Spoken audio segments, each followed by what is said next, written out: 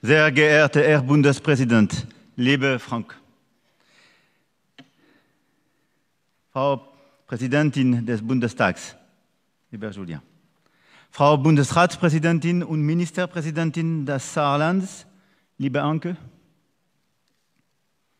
Herr Bundeskanzler, lieber Friedrich, sehr geehrter Herr Bürgermeister von Saarbrücken, Monsieur le Président de la Cour fédérale d'Allemagne, sehr geehrte Abgeordnete, sehr geehrte Botschafter, meine Damen und Herren.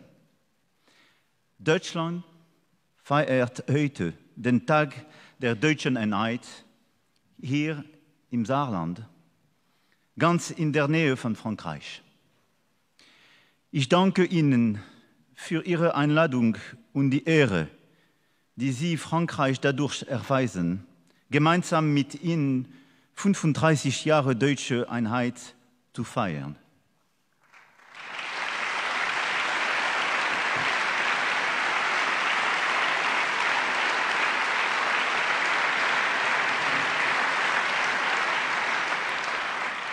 Auch für uns Franzosen, für uns Europäer ist dieser 3. Oktober ein Tag zum Feiern.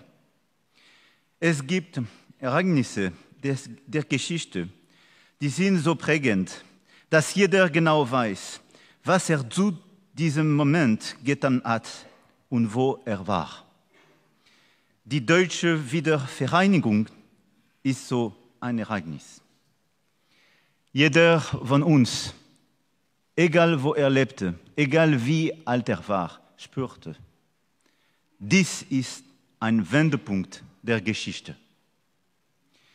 Hier wird Geschichte geschrieben. Ich selbst war an jenem 3. Oktober zwar erst 12 Jahre alt, mir war aber trotzdem bewusst, dass etwas Besonderes geschah, etwas, das das Schicksal aller verändern und auch das Bild unseres Kontinents neu gestalten sollte.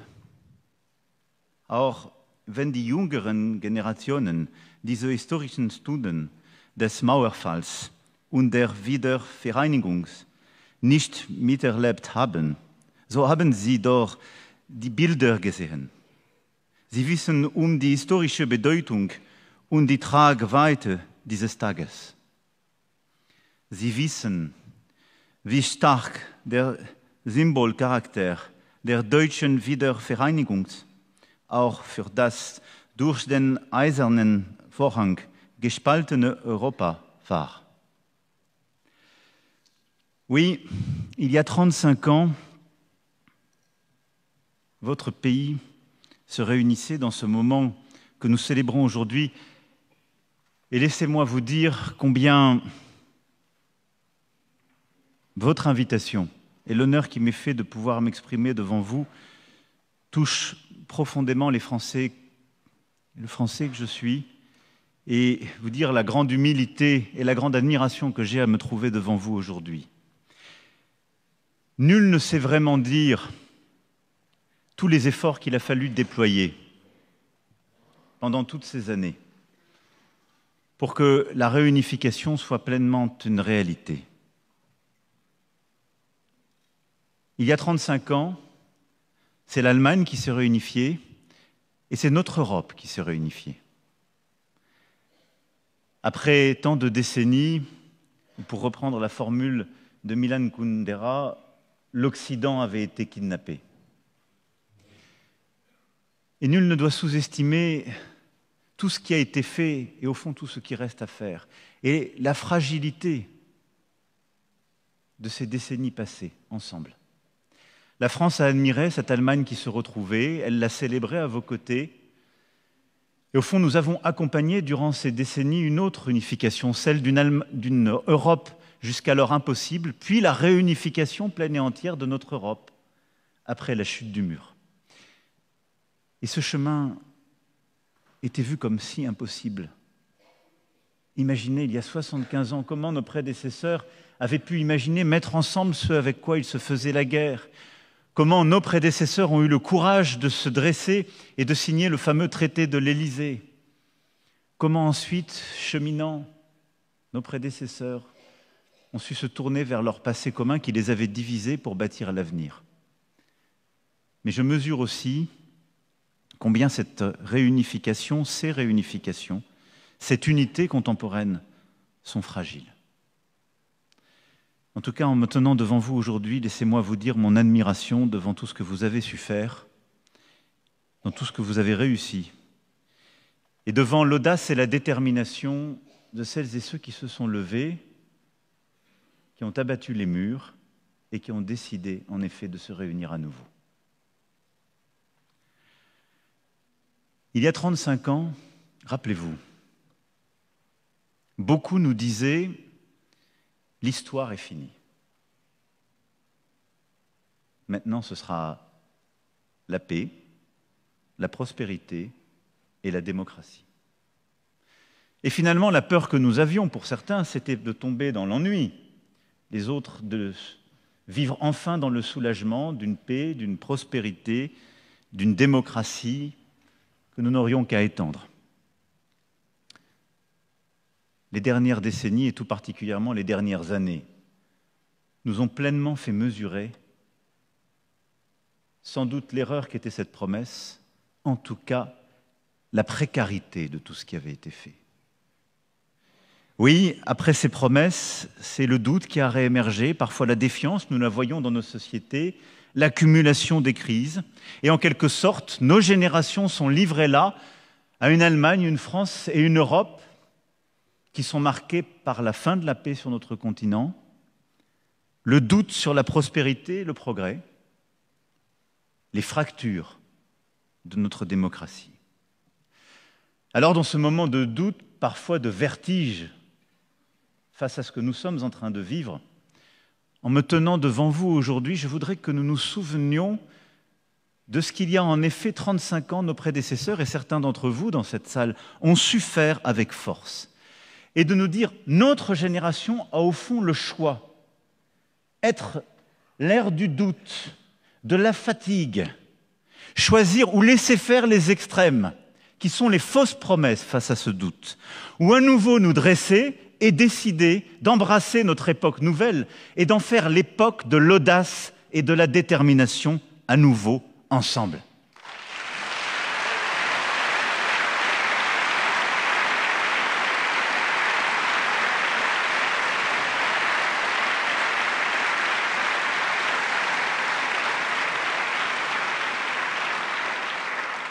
Et donc, autant qu'une commémoration, c'est une célébration de votre unité que je suis venu plaider, défendre, admirer ici devant vous, mais aussi celle de l'unité de l'Europe, d'une Europe qui saura embrasser cette ère nouvelle, d'abord pour la paix.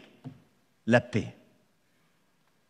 Nous avons réussi quelque chose de formidable, et nos prédécesseurs avant nous, nous n'avions jamais eu 8 décennies de paix sur notre continent.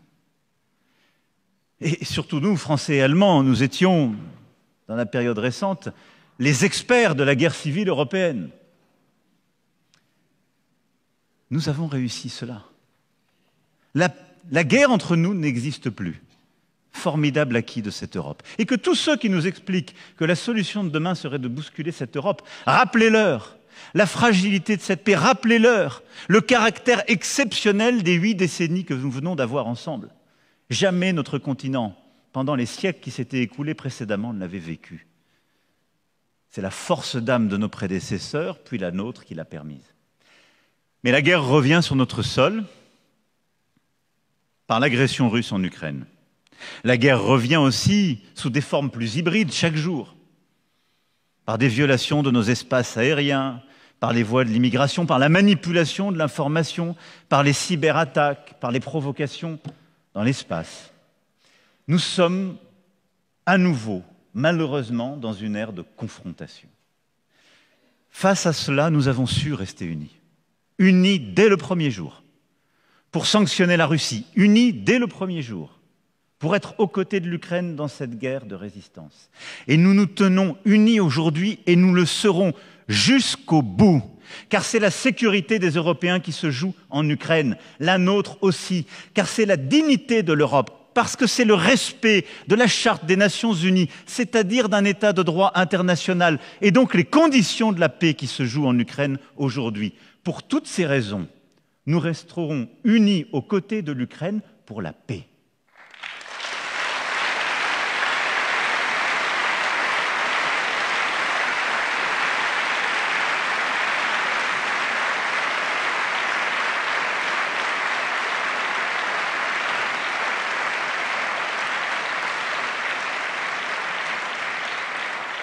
Mais ce qui se joue depuis maintenant près de 4 ans, et au fond, si on revient à 2014, beaucoup plus en Ukraine, est le début d'une nouvelle ère, d'une nouvelle époque, celle qui va conduire les Européens à choisir là aussi. Continuer d'accepter d'être dans une forme de vassalisation heureuse ou malheureuse, selon les choix de celui dont on dépend, ou devenir, enfin pour la première fois, une puissance militaire. C'est-à-dire non pas un continent qui décide de s'armer pour se faire la guerre à lui-même, mais un continent qui décide d'être aux avant-postes pour dissuader les autres de l'attaquer, pour protéger son territoire et pour protéger ses valeurs. C'est exactement cela, la question qui nous est posée.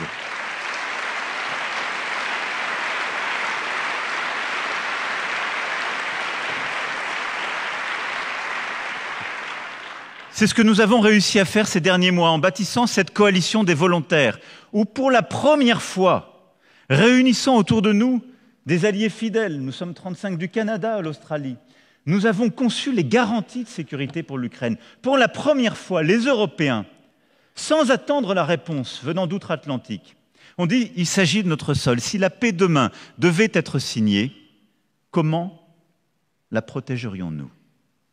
Et nous nous sommes organisés. Et nous avons décidé. C'est la même chose que nous sommes en train de faire dans ce moment où nous nous rééquipons, où nous investissons pour nos capacités, où nous rééquipons nos armées dans tous les domaines du jeu, là aussi du cyber au spatial et dans toutes les capacités terrestres, maritimes ou aériennes. Ce moment, nous devons le comprendre comme ce qu'il est, un moment pleinement européen. Ce moment doit justement être celui qui nous impose de ne pas revenir à un nationalisme qui est la trahison du patriotisme, je vous le rappelle. C'est-à-dire l'attachement que nous avons à nos patries, c'est le patriotisme. Mais dans un attachement jumeau, inséparable, avec celui de nos voisins. Là où le nationalisme est un attachement exclusif à la nation qui se fait par la haine de l'autre et du voisin et mène à la guerre. Ce moment de réarmement de notre Europe, c'est un moment pour la paix. C'est simplement celui d'une Europe qui décide de ne plus dépendre et qui non pas seulement va acheter, mais doit produire, innover, concevoir des programmes communs, mener à terme les programmes communs qu'elle s'est donnés à elle-même et ensemble bâtir les capacités pour protéger son territoire et son avenir. C'est cela qui est notre défi pour demain, que nos enfants puissent à nouveau avoir une Europe comme un continent de paix.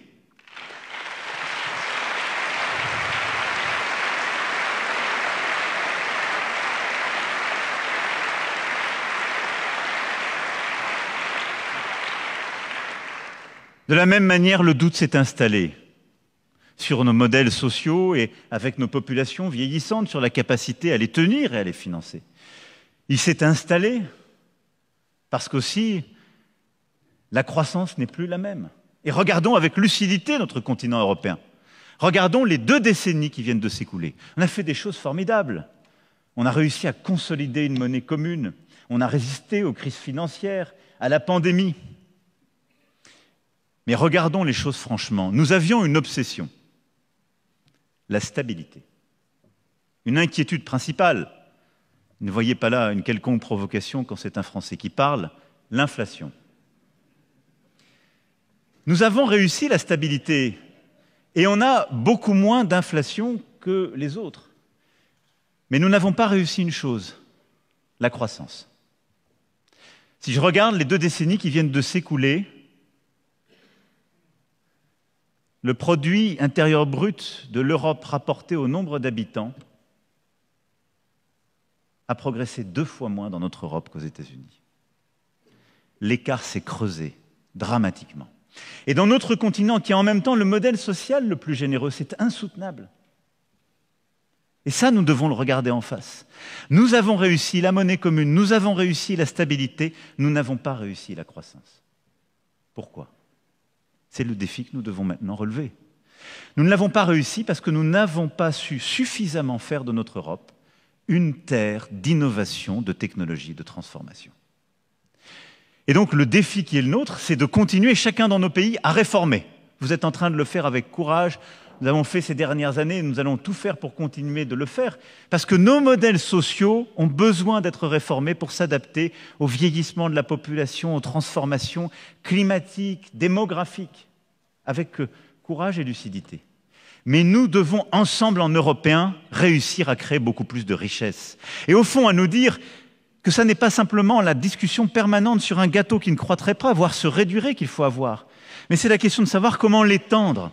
À chaque fois que nos discussions sont celles autour d'un jeu à somme nulle, ce sont des discussions qui nous divisent.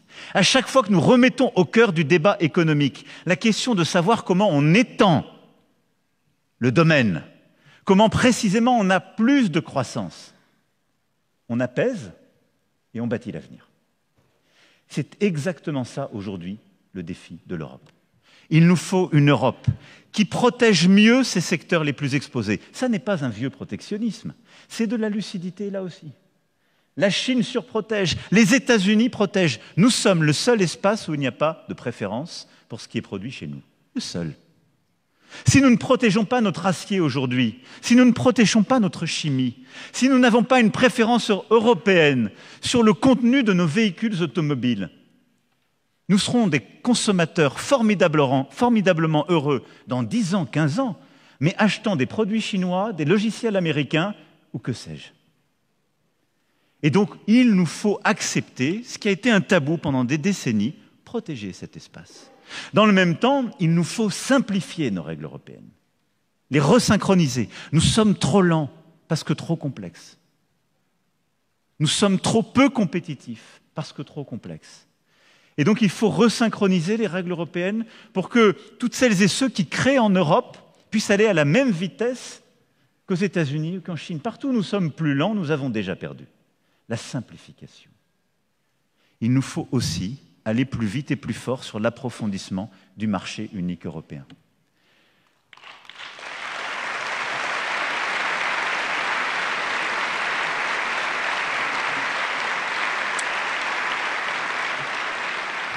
Si nous voulons que nos start-up réussissent, que nos champions dans l'intelligence artificielle, le quantique, le spatial réussissent, il faut qu'au premier jour, leur marché domestique soit un marché de 450 millions d'habitants. Et pas de 80 millions quand il se crée en Allemagne ou 68 millions quand il se crée en France, ayant ensuite à lutter avec 27 régulations différentes. C'est ça leur réalité aujourd'hui. Allons beaucoup plus vite et plus fort sur le marché unique dans tous ces domaines. Allons aussi plus vite et plus fort sur un marché unique dans la technologie, les télécommunications, l'énergie et la finance. Et c'est pourquoi ensemble, nous défendons l'idée de ce marché unique des financements, Capital Market Union, comme on le dit en bon français, qui seul permettra aussi à notre Europe de financer cette innovation et cette prospérité. Imaginez, nous sommes l'espace au monde qui a le plus d'épargne. Simplement, cette épargne, elle est massivement investie dans l'obligataire, c'est-à-dire le financement des dettes publiques et privées, où pour un tiers, elle quitte le sol européen pour aller financer la croissance des autres. Parce que nos règles, là aussi, ont été trop compliquées et parce que nous n'avons pas bâti un vrai marché de capitaux. Faire cette transformation, l'unifier, c'est donner la possibilité que l'épargne de tous les Européens soit investie dans l'innovation d'aujourd'hui et de demain et bâtisse cette prospérité dont je vous parlais à l'instant. C'est à cette condition que nous pourrons être aux avant-postes de l'indépendance en matière de recherche, de technologie, d'innovation, mais aussi de création d'emplois, d'industrie comme d'agriculture. Si nous voulons faire de notre continent un continent plus indépendant, un continent plus riche, Il nous faut prendre le virage de l'innovation, de la compétitivité, de la simplification. C'est la clé pour la prospérité du XXIe siècle.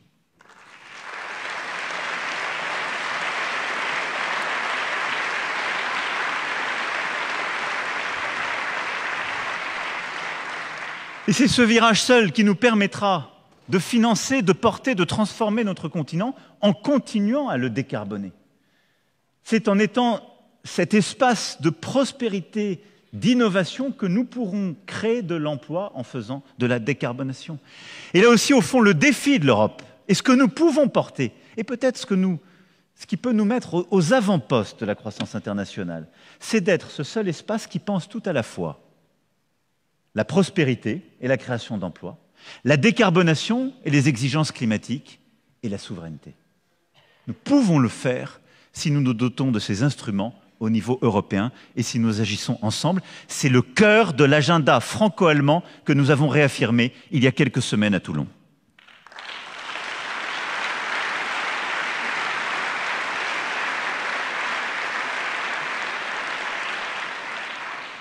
Enfin, il nous revient à nous, Européens, de relever ce défi de la démocratie. Drôle d'époque qui voit un président de la République française venir en Allemagne expliquer qu'un de nos défis est la démocratie. Mais nous en sommes là. Et il faut le regarder avec, pas simplement peut-être une voix ourlée de tristesse, mais avec lucidité et là aussi détermination. Si nous en sommes là, c'est qu'un doute s'est installé. C'est qu'un doute s'est installé sur nos institutions, ce qui tenait notre démocratie ensemble, qui est sans doute le fruit de ce que nous n'avons pas assez bien fait. Et c'est pour cela qu'il faut toujours nous remettre en cause. C'est aussi sans doute la fin d'une époque.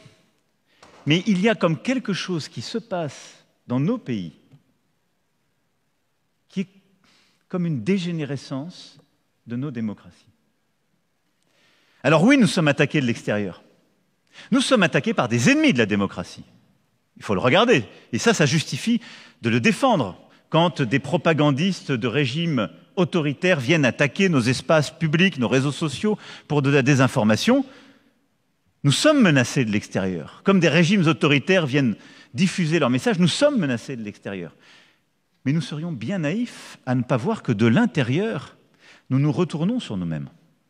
Nous doutons de nous-mêmes. Nous ne sommes plus tout à fait sûrs de cette démocratie. J'ai entendu le discours du chancelier et je souscris à tous ces mots.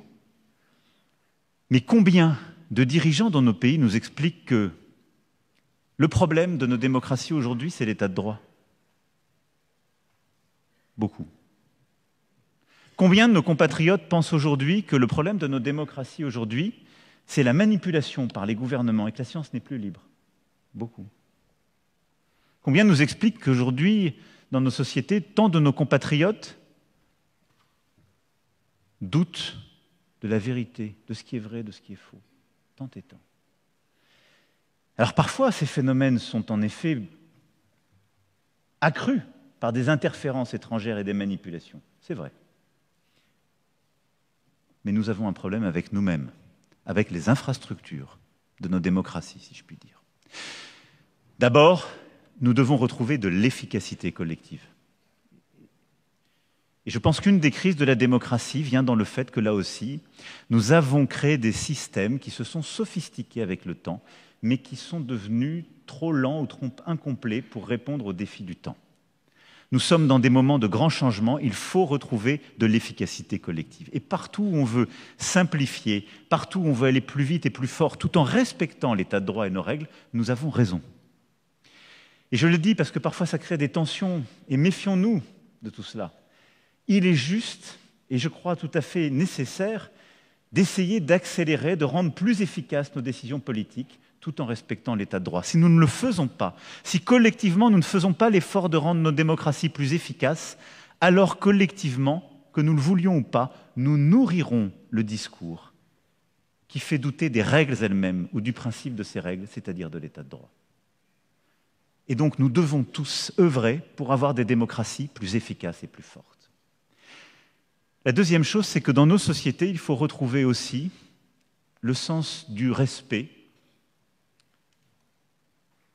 et en particulier du respect entre tous les citoyens et à l'égard de celles et ceux qui portent des mandats démocratiques. Je le dis là aussi avec beaucoup de gravité, mais nous voyons partout dans nos sociétés quelque chose qui dissout la démocratie. C'est le débat public qui devient un débat de haine. C'est le débat public qui devient un débat de violence à l'égard des responsables politiques. C'est le débat public qui, en quelque sorte, au nom de la liberté d'expression, justifie la violence. Le cœur de la démocratie, c'est qu'on peut confronter les avis dans l'espace public. On peut manifester, on peut voter, on choisit ses dirigeants et vos représentants choisissent la loi. Mais la règle absolue qui l'accompagne, c'est le respect. Et à chaque fois que nous sommes faibles à justifier de la violence verbale ou physique dans nos démocraties, nous contribuons à la laisser dégénérer.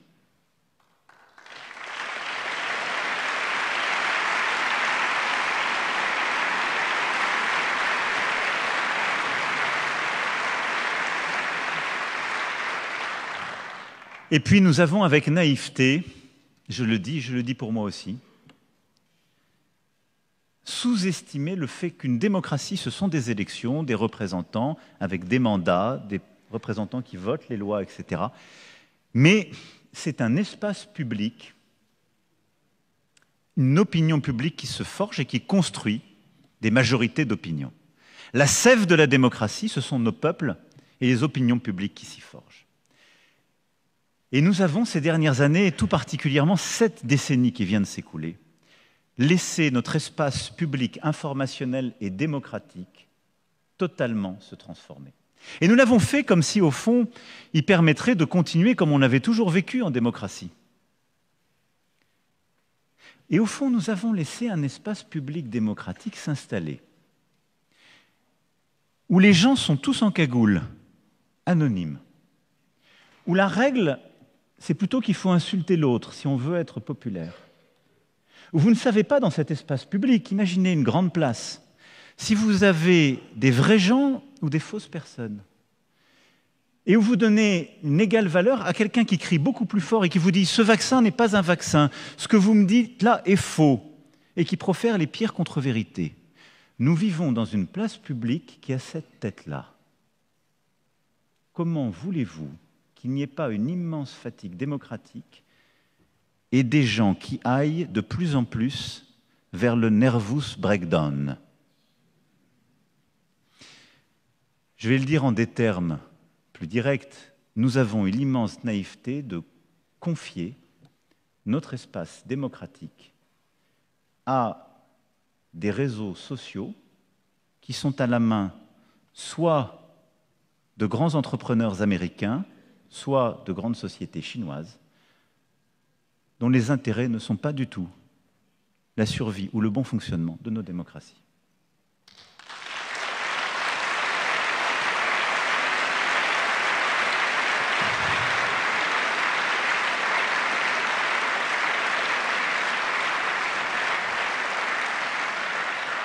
Vous vivez dans des espaces où, dès leur plus jeune âge, vos enfants sont exposés aux pires contenus et regardez l'épidémie de troubles mentaux, de troubles du comportement alimentaire de nos adolescents et de nos jeunes.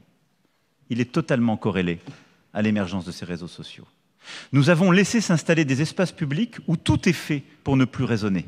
Puisqu'au fond, l'ordre de mérite, c'est que l'émotion est supérieure à l'argument et que l'émotion négative est supérieure à l'émotion positive. C'est un biais complet pour que nos démocraties aillent aux extrêmes, pour que le bruit et la fureur l'emportent sur l'argument raisonné, pour que rapidement la musique disparaisse, pour laisser place aux cris, et dont les algorithmes sont faits pour favoriser l'excitation cognitive, la surréaction, le volume de ce qu'on aime ou de ce qu'on n'aime pas, favorisant là encore les extrêmes, parce que derrière le cœur de ces modèles, c'est la monétisation de vos présences pour le vendre à des publicitaires. Nous n'avons pas conçu nos démocraties pour ça. On est très loin de l'agora démocratique de l'Antiquité. Et donc, si nous ne nous réveillons pas, nous, Européens, pour dire nous voulons reprendre le contrôle de nos démocraties, Je vous l'écris d'ici 10 ans. Tous ceux qui jouent sur cette infrastructure ou avec elle auront gagné. Et nous serons un continent, comme beaucoup d'autres, de complotistes, d'extrêmes, de bruit et de fureur. Si nous croyons dans l'ordre démocratique, remettons la science et la connaissance au cœur, remettons l'autorité scientifique au cœur, remettons la place de la culture, de l'éducation, de l'apprentissage au cœur, protégeons nos adolescents et nos jeunes de ces réseaux sociaux, donnons des règles à ces réseaux sociaux pour qu'ils aient en quelque sorte les mêmes que ceux de l'espace démocratique, c'est-à-dire qu'il n'y ait pas de gens cachés, c'est-à-dire qu'il n'y ait pas de faux comptes qui créent de faux emballements, et faisons respecter les mêmes règles. Quand vous avez un journal, vous êtes responsable de ce qui s'y publie. Quand vous avez un réseau social, vous devez être responsable de ce qui s'y publie. Sinon, c'est le racisme, l'antisémitisme, la haine de l'autre qui triompheront sur notre continent. Nous avons les moyens de rebâtir une démocratie du XXIe siècle. Simplement, il faut ce sursaut. C'est à nous de le faire.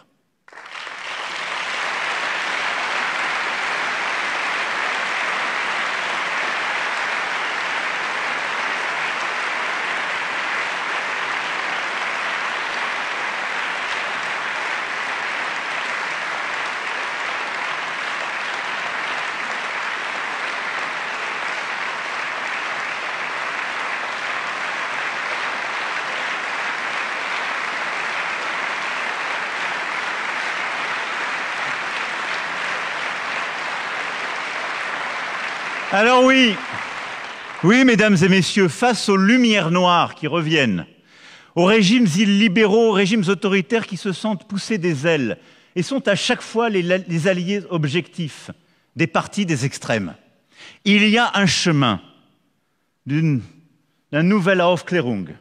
Il y a un chemin pour croire et vouloir encore les Lumières. Il y a un chemin pour aimer la culture, la musique, la littérature, la conversation et la controverse, pour penser que le respect et la science sont plus fortes que la haine et la fureur. Ce chemin, c'est à nouveau pour notre Europe de sortir d'une forme d'état de minorité dans laquelle elle a un peu replongé ces derniers temps. Et oui, notre Europe, qui a su rester unie, qui est la forte de tout ce que nous avons fait ces dernières décennies, doit savoir saisir cette époque nouvelle. Et comme il y a 35 ans ici, être le continent de l'audace et de la détermination pour bâtir une puissance stratégique, économique, technologique et démocratique. C'est cela, en ce jour d'unité allemande, que je veux vous dire au nom de l'unité européenne. Nous gagnerons, nous consoliderons notre unité, celle dans chacun de nos pays, comme celle de notre continent, si nous avons l'audace et la détermination de celles et ceux qui, il y a 35 ans, ont abattu des murs. C'est à nous de faire. Et ce qu'il nous faut penser pour le siècle qui vient, c'est une Europe de puissance. Et c'est au fond tout ce que nous nous étions interdits de penser pendant toutes ces décennies, mais de le faire ensemble. Et si je suis là aujourd'hui, c'est pour vous dire ces mots, de le faire ensemble. La puissance était un mot interdit en Europe quand elle était une puissance nationale ou nationaliste qui divisait le continent et le menaçait de guerre civile. La puissance est un devoir pour les Européens s'ils la pensent et la conçoivent ensemble pour protéger leur espace, pour protéger leurs frontières, pour protéger leur puissance économique, pour devenir une puissance géopolitique et pour bâtir cette puissance démocratique qui est à refaire. Alors ayons cette audace, ayons cette détermination, et avec beaucoup d'humilité, une immense amitié, une immense admiration pour ce que vous avez fait durant ces décennies, laissez-moi vous dire qu'aujourd'hui, c'est avec confiance, envie, et vous l'avez compris, audace et détermination que je me tiens devant vous pour que nous sachions saisir cette époque et la faire plus belle encore. Merci à toutes et tous de votre patience avec moi aujourd'hui.